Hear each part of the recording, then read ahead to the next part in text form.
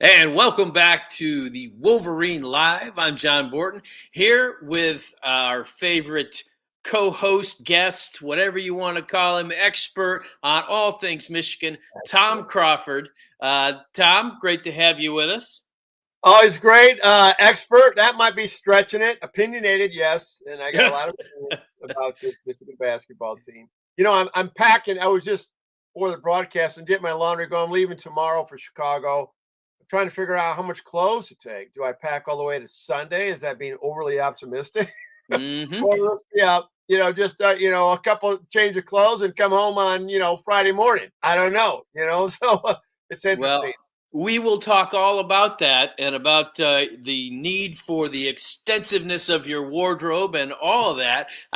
You all know Tom Crawford from his press pass segments with Jack Ebling and from his videos that he produces, engrossing videos from his Crawford Podcasting Network. And one thing that you're going to know that regulars know and anybody just joining will know, Tom Crawford has a ton of energy, and that is ceaseless. I'm looking to match that and someday exceed it, and that's where our new sponsor comes in.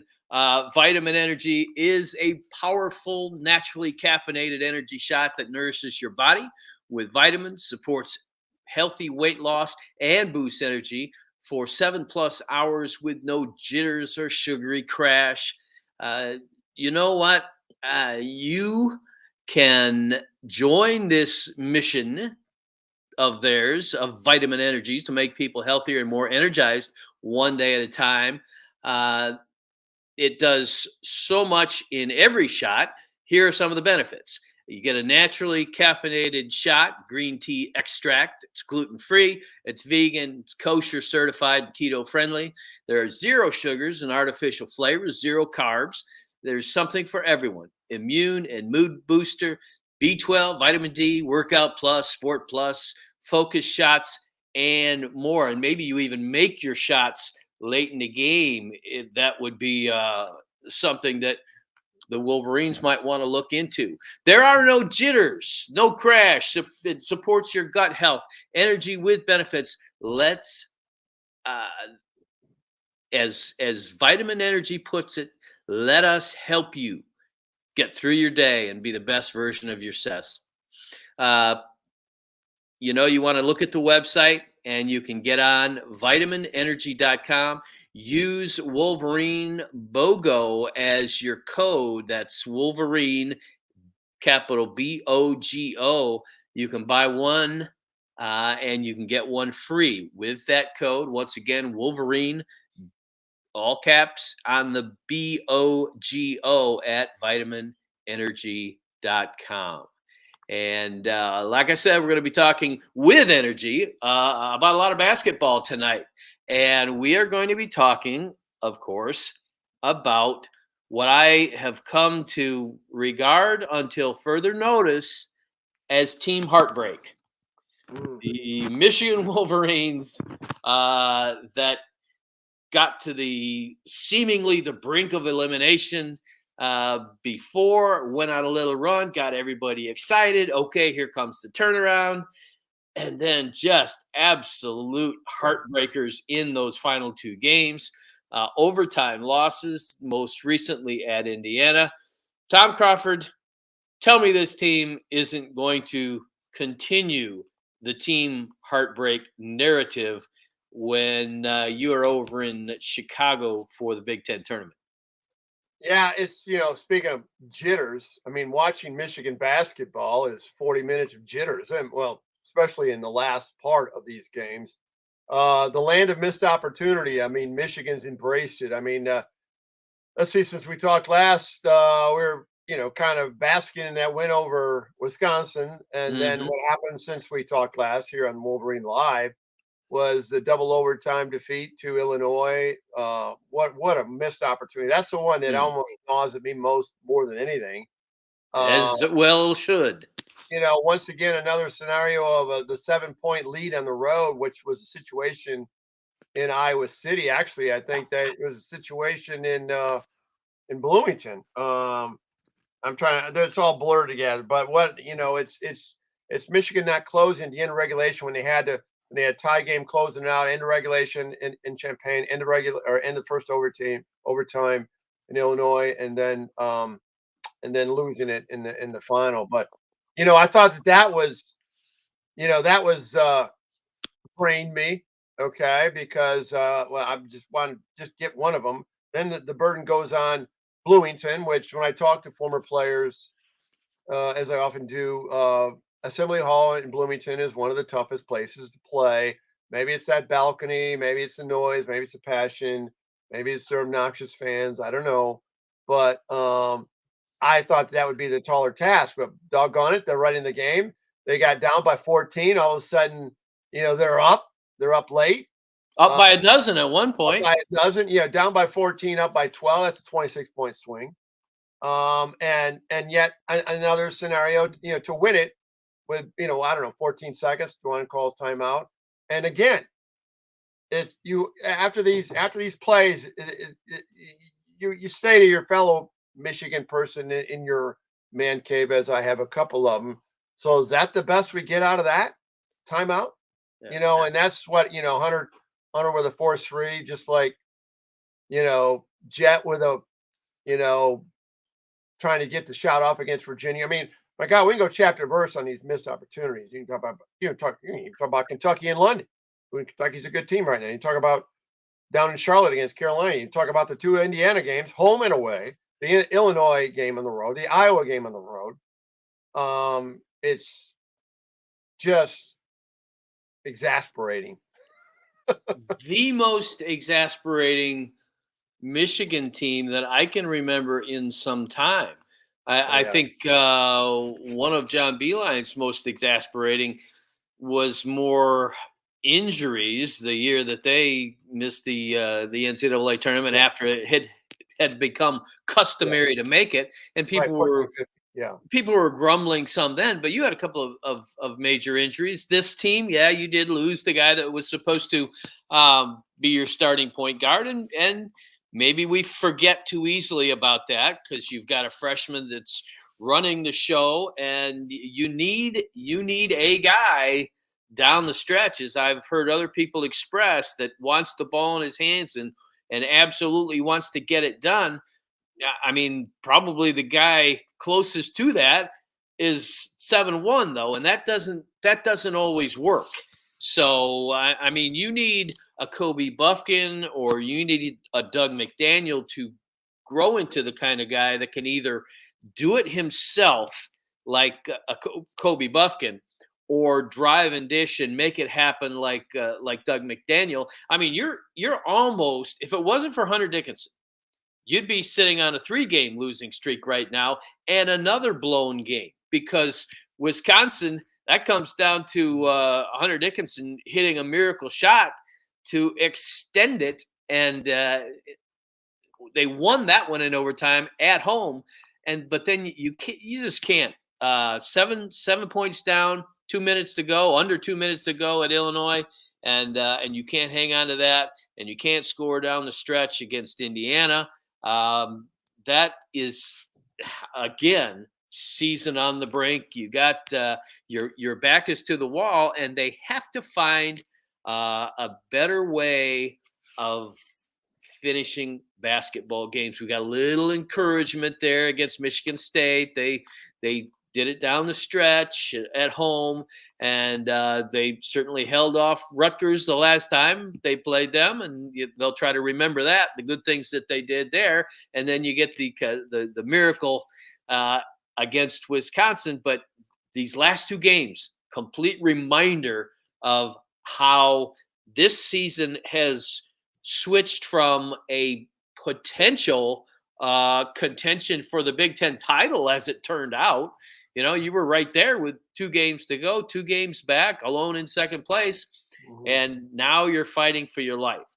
And so, my question to you is Tom Crawford. I gave you a thought on why Michigan can't and isn't winning close games. What's your biggest beef on that? What's your biggest thought as to why it is they are probably leading the nation, if not very close, in these close losses, these two possession or fewer losses? Well, I like basketball is a 40-minute game. Of course, in Indiana, a 45-minute game. And what happens in the first half has as much impact as what happens in the final stretches, right? Hmm. And I mean, it's like some of these games. I mean, Hunter not being able to handle muffin the ball and things like that. I mean, there's been some, they had 13 turnovers in this game and decision making down the stretch. I mean, it's like Hunter was really good, I thought, in Indiana. He had 24 and 14. I thought that was, he had 11 defensive rebounds. He played a good game. Okay. But when it's winning time, money time, um, Trace Jackson Davis would get the ball in the post, and you knew he was going to score. He had that look in his eye, and Hunter couldn't stop him. Michigan couldn't match that going to their big man in the post down the stretch.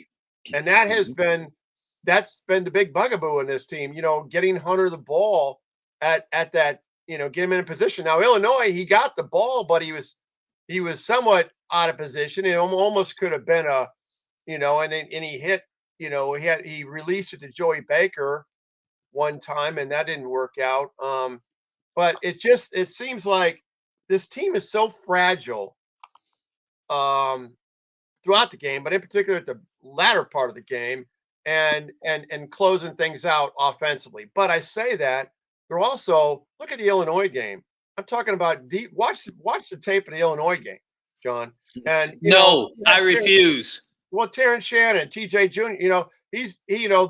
They seem to be able to butt their way in like Jalen Pickett or dribble drive penetrate like Wisconsin did up in Madison so Michigan's defense also gives them lets them down You know uh, what?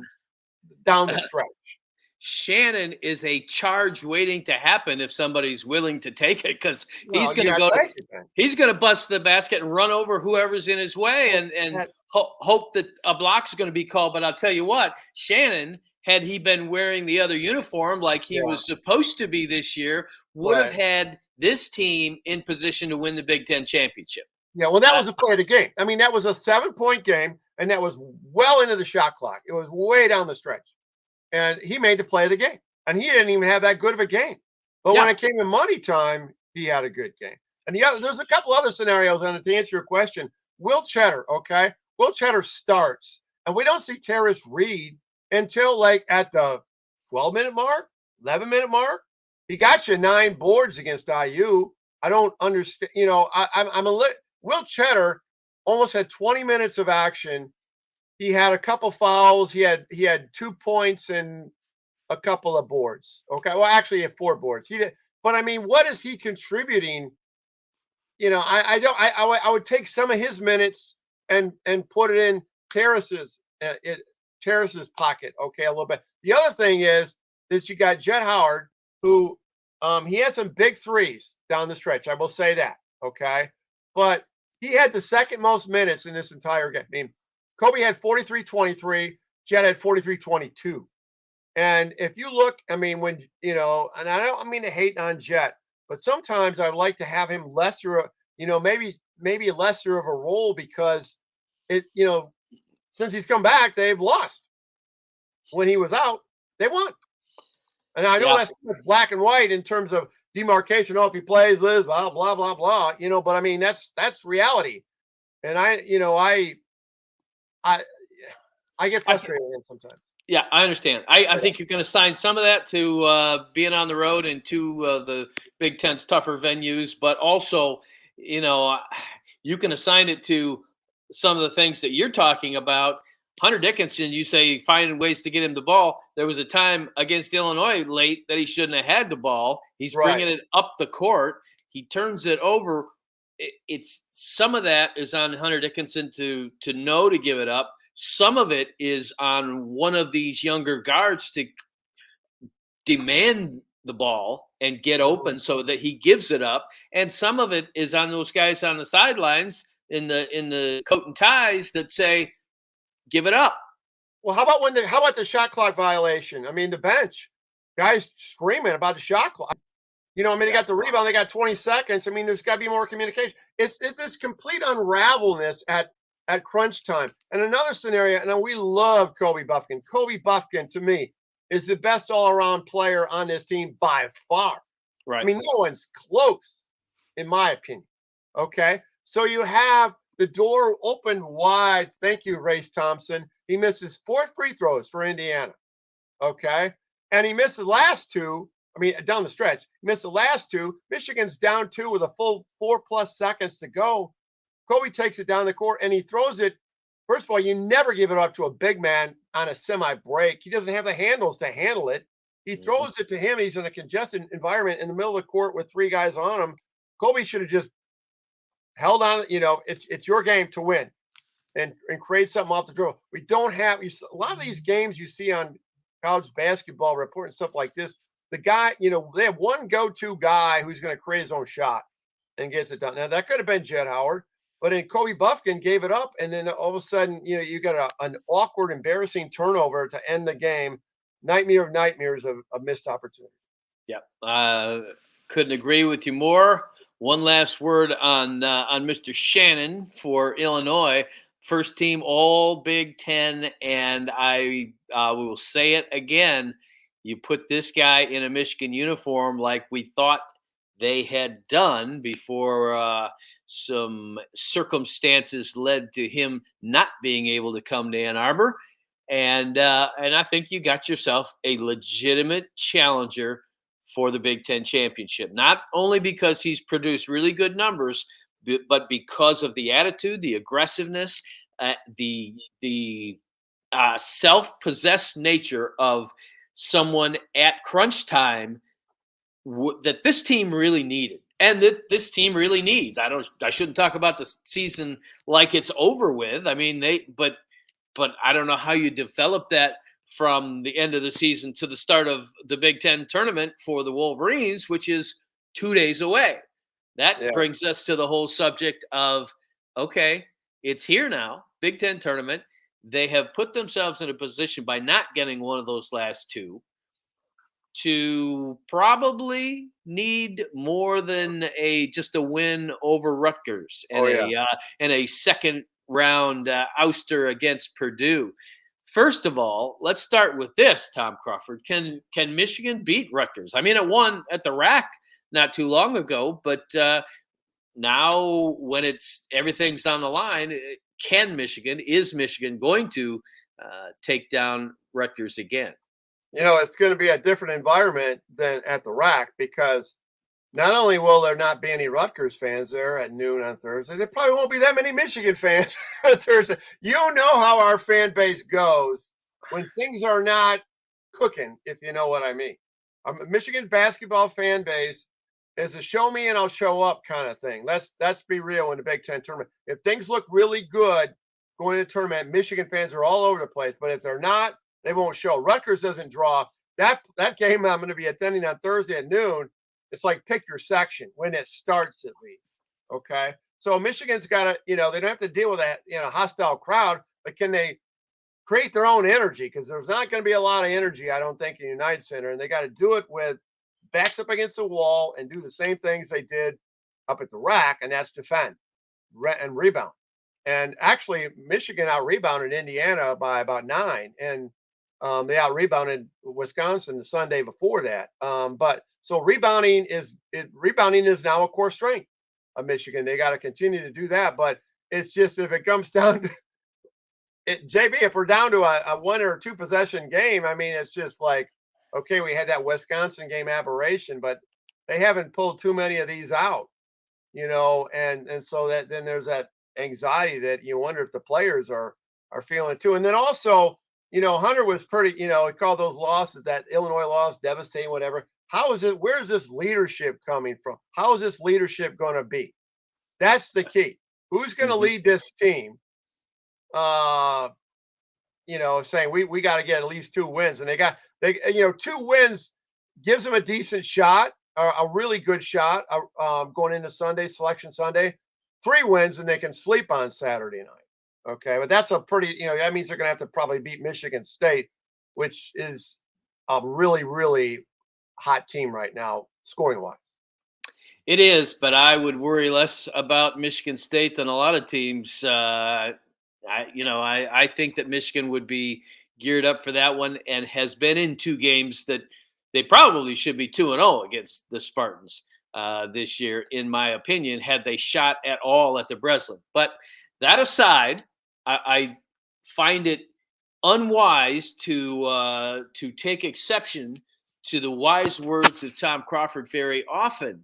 But I would like to push back just a little bit on something that you said, and we will see if this is the case on Thursday. You said, it's not really, they're not really going to face a hostile crowd.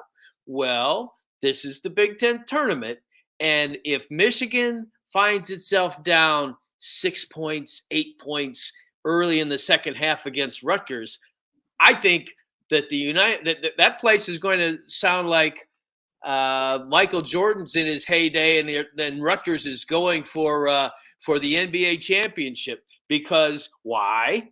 Everybody wants Michigan to lose. They would not see it. They would love it if the Wolverines got bumped out and knew that they were not going to make the NCAA tournament in their first time out. So I think that Michigan needs to get up in this game, because otherwise you might bring the Big Ten tournament crowd into play.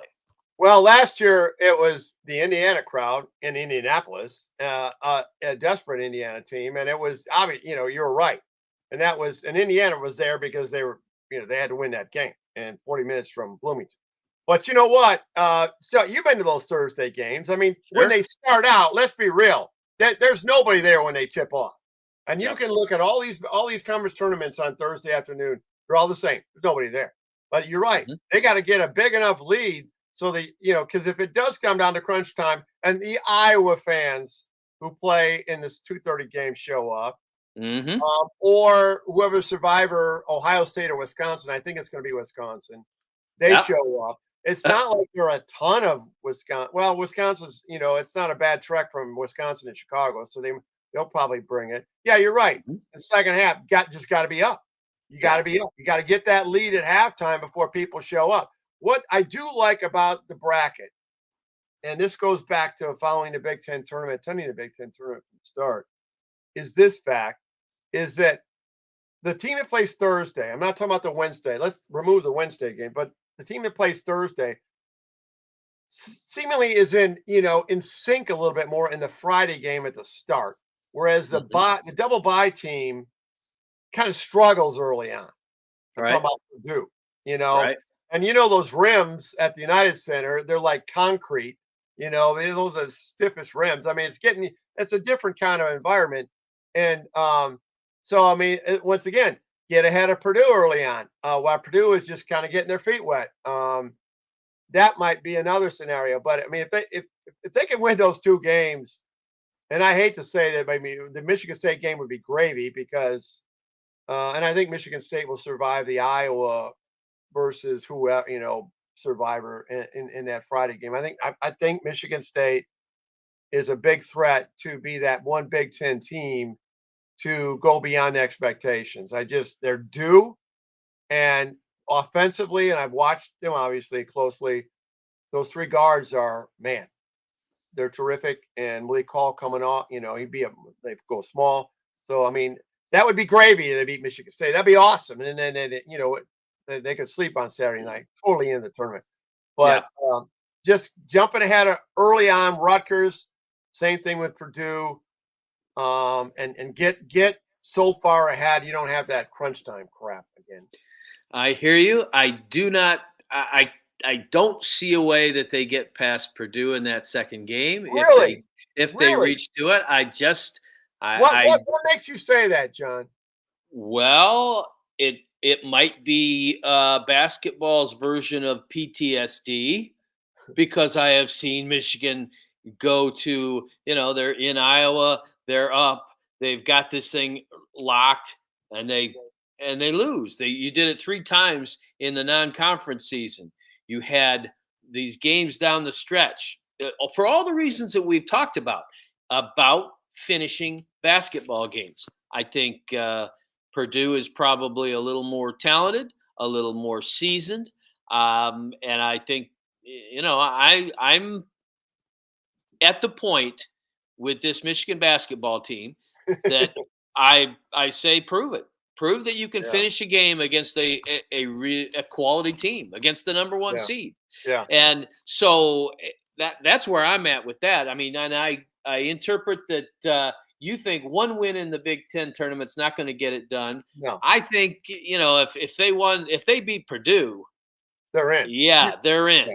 I mean, And then they're likely in, and there's these one bid leagues that that might get an upset, and that team that won their regular season could get an at large, and then that league becomes a 2-bid league, and then that screws a big Power 5 school like Michigan, trying to get their 8th, 9th, and 10th enrollees in the NCAA tournament. But Mhm.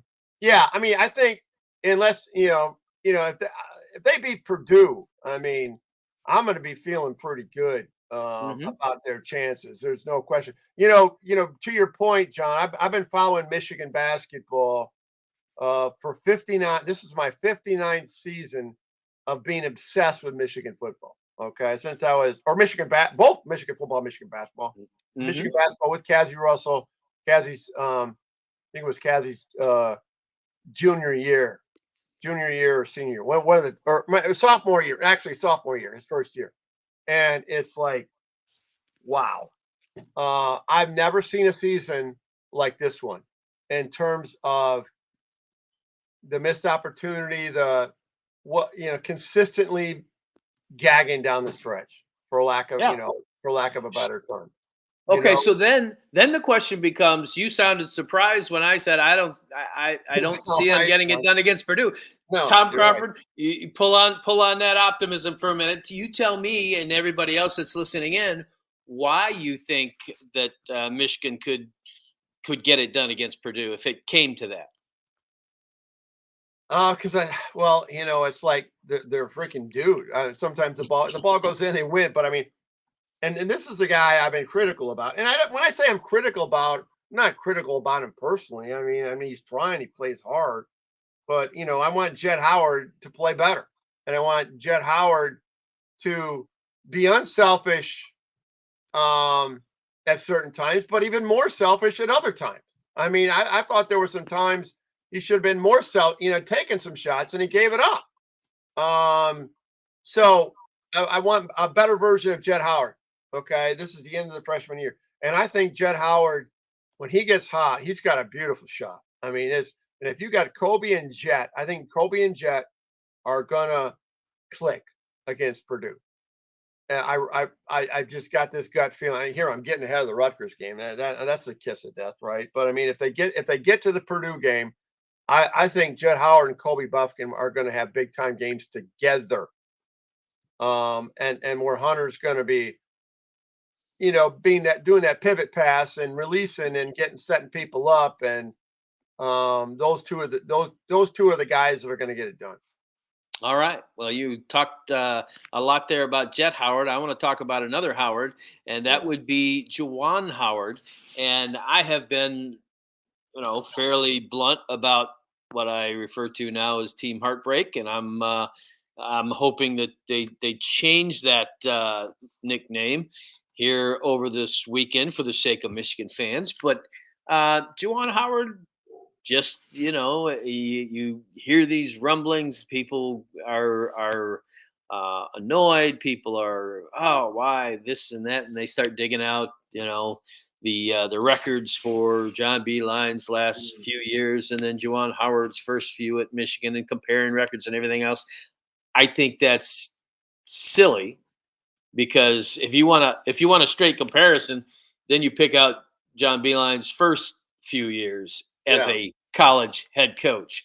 And I get it. This is a big time, big lights, all big stage, Big Ten, all that stuff.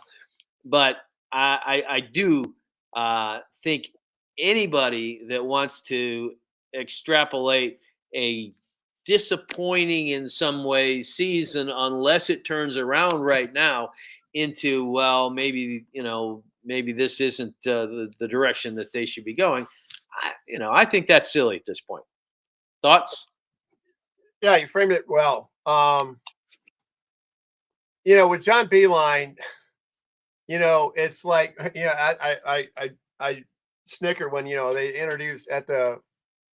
I'm trying to think of what game it was. Was it Michigan State game that they introduced? Yeah, the 2013 game, and they introduced John Beeline. The place is going crazy. I mean, it was like a coronation. Sure. Beeline's back, our savior. This is when Michigan was kind of struggling. Then they won. They won going away in the second half. It was a big win. But when you look at John Beeline, you were right on target. I mean, there were some clinker years. And I know the Karis LeVert, Derek Walton injuries in the 14-15 season, but Michigan's had some injuries this year. But you look at that 15-16 season. I mean, I was down at that playing game. You were there as well in Dallas. No doubt. And they barely beat a bad Tulsa team. I mean, a bad Tulsa team to get into the field of 64, and then they lost to Notre Dame. That team was not a very good team. I'm just saying. That was, and then you look at the next year, when the year that they won the 2 games in Indianapolis and they lost to Oregon, I think in Kansas City when Derek Walton missed that shot. That 17 season ended up pretty good. But you remember halfway through that season, is that I'm texting you. You remember that conversation? Oh yeah, I do. Because I was not down in the Michigan State game. I had the flu, so I was home, and I was feeling sick in many ways going into that game. Because why? Because the Ohio State game that we attended on Saturday, Saturday night, they looked pathetic. Yeah, not good. Absolutely pathetic. You remember that? No, I do. And everybody, and you and I were saying, "What's the deal with Beeline?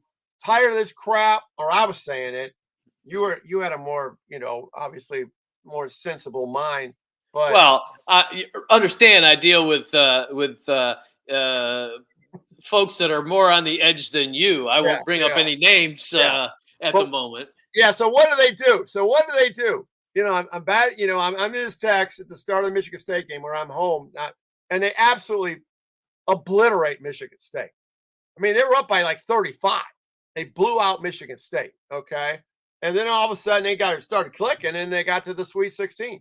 I mean, it's fragile. It's a fickle fest. It's a fickle fest. I mean, we go back and forth. And we did this crap last year.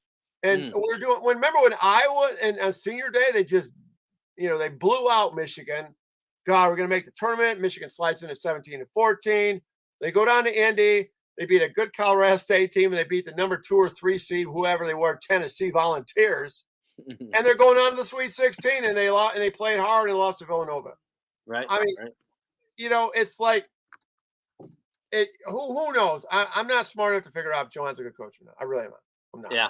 Well, I'll say this: at this point, it would almost take a repeat of that last year's situation for some to feel pretty good about this season. You win a couple in this Big Ten tournament, then you win a couple early in you extend that Sweet 16 streak, it would be light years away from the feeling that folks had after these last 2 games, these last two heartbreakers. But that's what this time of year is all about. Can Michigan change the scenario? Can Michigan change the narrative from a team that just breaks your heart, cannot finish, to a team that, hey, you know what? At the end, they got better. We're all looking forward to next year, and they've done this and that late. Hey, that's what March is about. We will see it. You will see it on Thursday at the United Center, and we will be talking about it very soon.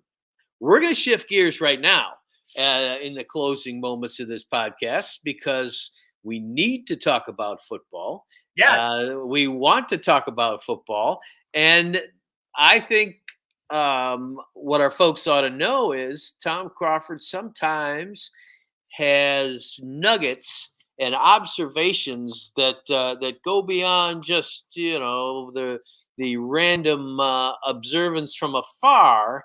He has special insight, and he's going to lay some of that on us tonight. Well, you're asking me about what's that position group that I'm most concerned of. And like I said before, I said last week, I've never had more higher anticipation of expectation of Michigan football than this year. Okay.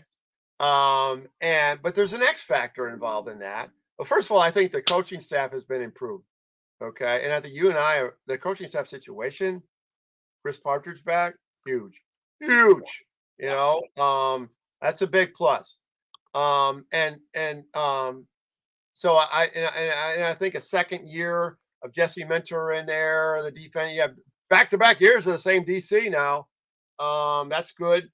His little flirtation, all these flirtations with Michigan coaches going to the NFL, survived those. But it's the receiving core that I'm concerned about because it's the only missing link. We know about tight end, and we know how great that the running back situation. JJ McCarthy, who I think will go down as the greatest Michigan quarterback of all time. And that's a pretty strong statement. Wow. But I think that's gonna be the case, and I think that's gonna be created and concluded this coming year.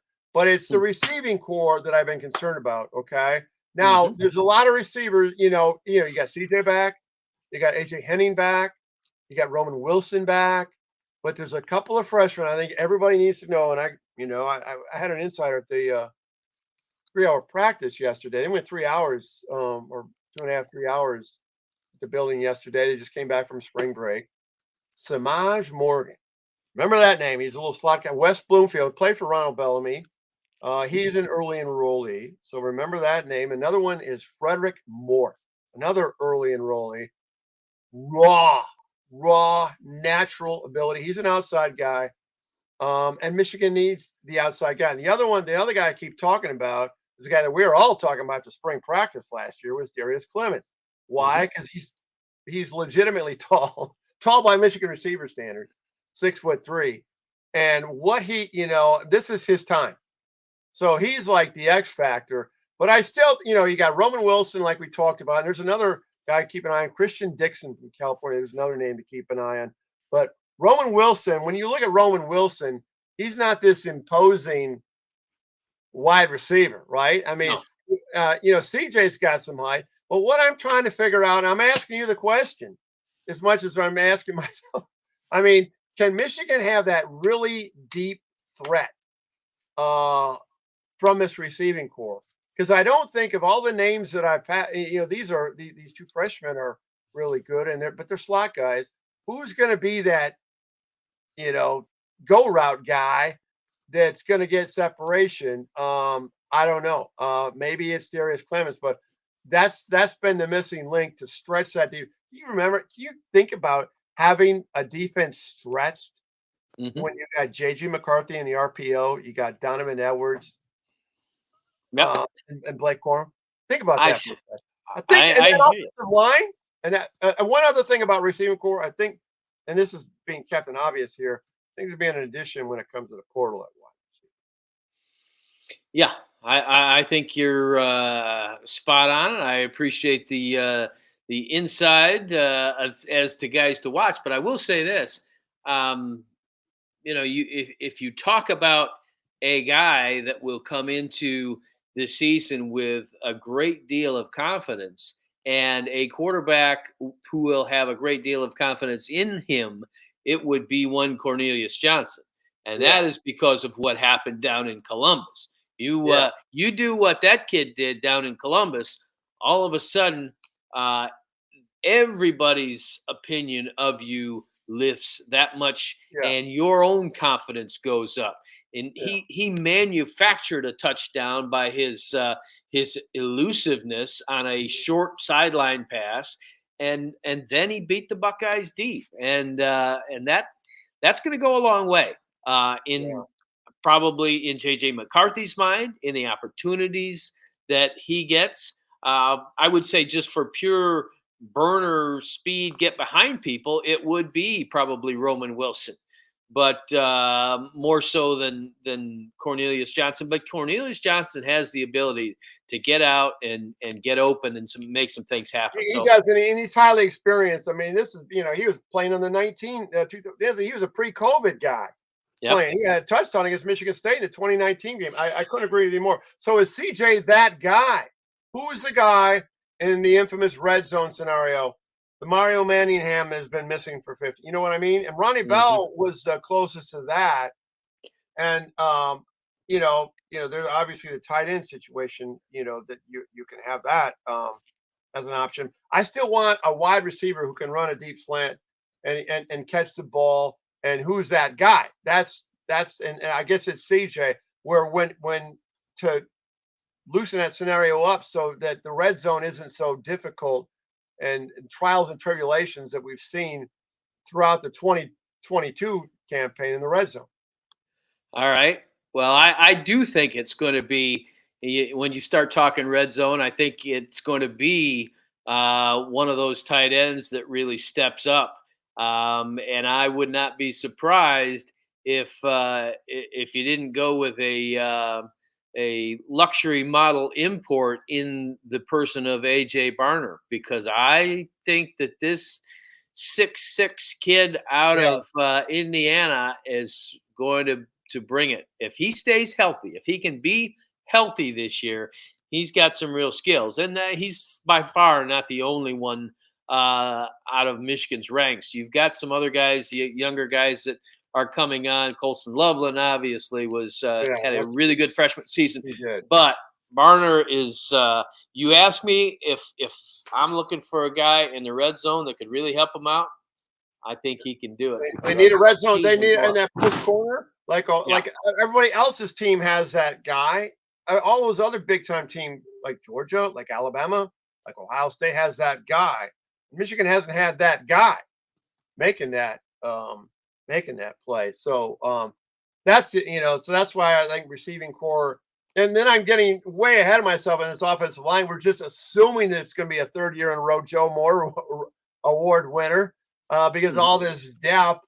But you're going to have that depth. I mean, it's got to sink in, right, John? I mean, we shouldn't no doubt automatically assume that that's going to be a well-oiled machine. Yeah, I like the fact that they'll have three starters back together. But the fact is, you are plugging a couple of new guys in. It might be one of the younger guys that has been battling. It might be one of the guys. What is you'll have a lot of competition.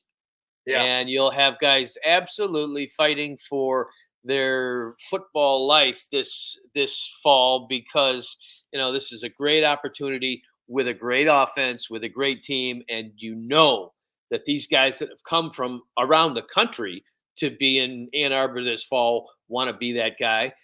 And just as much so, the guys that have been fighting it out behind other people want to be that guy. You're going to get that competition. Hey, before I let you go, one more question for you, and I've got my own thought on this. I want to know Tom Crawford's, if you could pick any one individual off this roster to keep a special eye on in spring ball or spring game, who would it be and why? Both sides of, you're talking about either side of the ball. No, just one guy. Well, I mean, and I'm probably being way too obvious about. I just think Will Johnson is indeed is going to be the closest to the next Charles Woodson we've ever had. No, I don't know how, when you say spring ball, what that means. I mean, is it in spring game, or are we going to see that, or are we going to hear about it from the coaches? I just think he's going to be incredible next year. And everybody's going to say, well, thank God he's only a sophomore, because he'd be going to the NFL. Because I think his skill set is unbelievable. And I they would, just all the hype going in. He was a 5-star, and that's all cool and everything. But at the back end of that year, I mean, I was just starting to isolate on him, on how he was doing his position, his backpedaling, everything. And dude's a player, man. No doubt about it. And, here's the ironic thing. We have not talked about this. You knew the question was coming, but uh, you didn't know my answer. I didn't know your answer. Yeah. But we just completed the potential cornerback slots, because my guy that I'm keeping a close eye on is Amarian Walker, who Oh, yeah. is up for that other cornerback Yeah. spot, to the extent that Jim Harbaugh was talking about him as a starter, at least at this juncture of spring ball. Yeah. Here's a kid who has the length, has the athleticism to be physically give Michigan two of its most gifted cornerbacks in Right. a long, long time. And so it's interesting that we both went for that spot, Yeah. but we looked at it. I mean, you're looking at it as, that your guy has proven himself, and you just want to watch him blossom even more. And Yeah. I'm looking at the other side and thinking, hey, if this guy is as good as they're talking about, think about what Michigan will have in terms of being able to lock receivers Well, down. with Walker, I mean, go back to this is going back to a basketball player, Maceo Baston. Oh Okay, yeah, oh whose yeah. arms were down albatross arms. Okay, they're long. This is Walker's. I watch him, and I mean, he's got long arm. I mean, you talk about length. Hmm. This guy is he's got crazy attributes to him, from what I understand. And oh yeah, I mean, what didn't he do the 3-cone drill? What wasn't there one drill that he just blew it up? Yes, I'm it trying to, was. I think it was 3 cone. Yeah. yeah, and it's like wow. I mean, and you can have a simple, drill like that where foot speed is showcased that can really be a telltale. And yeah, a position of strength, the defensive backfield, and obviously the safeties as well. And you got Mikey Samerstill. I mean, who's the ultimate leader on that team. Hmm. He is the leader in a lot of ways. It's gonna be a good defense. It's gonna be a good team. Going to be a good team. Tom Crawford and I both have our binoculars trained in the defensive backfield Yeah, as the spring game approaches. But everybody for Michigan has their eyes trained on the United Center, on Chicago, Illinois, on a noon tip between Rutgers and Michigan, and to see what this crazy basketball season still has in store. Tom Crawford, appreciate you joining us. We will have a whole lot to talk about next week as we yeah. see this play out, not only the Big Ten tournament, but also the selection process in the NCAAs and what that has to do with Michigan, if anything. Well, I hope I'm heading back to Chicago with smiles, at least with an automated, that just knowing in my head that Michigan's going to be in the tournament on Selection Sunday. I'm not sure if they'll get to Sunday, but I think they're gonna. I think they're gonna win a couple of games. I'll go out on a limb and say they're going to beat Purdue.